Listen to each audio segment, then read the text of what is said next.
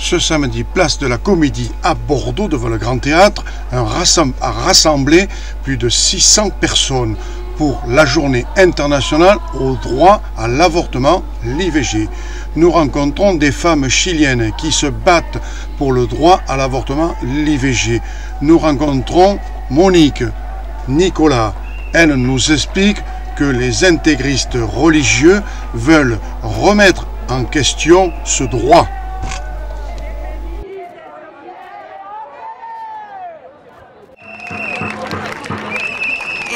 Somos un grupo de bordadoras chilenas. Nous sommes un groupe de brodeuses d'artilleras chiliennes. Nosotras hacemos bordado político porque sentimos que desde el bordado se pueden decir muchas cosas. Nous faisons des broderies politiques car nous pensons que depuis les broderies nous pouvons dire beaucoup de choses. En nuestro país el aborto es ilegal y el Estado sigue tomando decisiones con respecto a nuestros úteros. Dans notre pays, l'avortement continue à être illégal et les États continuent à prendre des décisions contre nos utérus. Y hace algunas semanas se legalizó en 3 causales, pero nosotras consideramos que todas las mujeres deberían ser libres de poder elegir sobre su cuerpo y la soberanía de su cuerpo. Donc il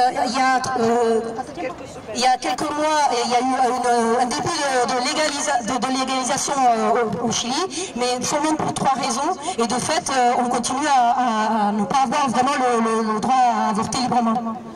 Pero nuestra lucha no se va a detener hasta que todas las mujeres sean absolutamente libres. Mais notre lutte ne s'arrêtera jamais tant que toutes les femmes ne seront pas libres.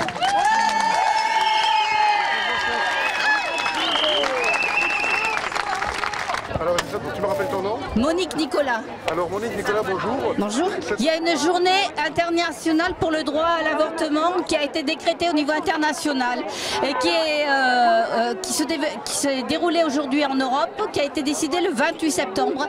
Donc il y a une manifestation à Bruxelles le 28. Il y a des manifestations organisées dans beaucoup de villes de France, 25 environ, et dans tout un tas de pays européens pour le droit à l'avortement. C'est pour ça que nous manifestons aujourd'hui à Bordeaux, parce que trop de femmes avortent dans des conditions où elles mettent leur santé, voire leur vie en danger. Quel message fort tu as envie de faire passer pour justement prendre conscience que le droit des femmes doit être respecté et leur volonté aussi vis-à-vis des hommes? Il faut que les femmes puissent avorter sans honte ni culpabilité, sans aucune restriction, en France et dans tous les pays européens et dans le monde entier. Et tous les anti-IVG remettent en permanence en cause ce droit, en culpabilisant les femmes. Les médecins refusent de faire certaines IVG en utilisant la clause de conscience. C'est inadmissible. Il faut continuer à se mobiliser sur ce droit parce que la loi Veil est loin d'avoir tout résolu. Oui, tout à fait. Un hommage à cette dame qui nous a quittés. Oui, mais ce que l'on oublie de dire, c'est qu'elle s'est battue au Parlement. Mais elle s'est battue au Parlement parce que les féministes se sont battues dans la rue, parce qu'il y a eu un mouvement de désobéissance civile qui a été extrêmement fort en France avec le MLAC, Mouvement de libération de l'avortement et contraception, qui faisait des avortements clandestins partout. C'est pour ça que la loi a été votée. Donc c'est grâce à la mobilisation féministe, Simone Veil a été une députée courageuse qui a repris en partie seulement nos revendications. Merci à toi, c'est gentil. Merci.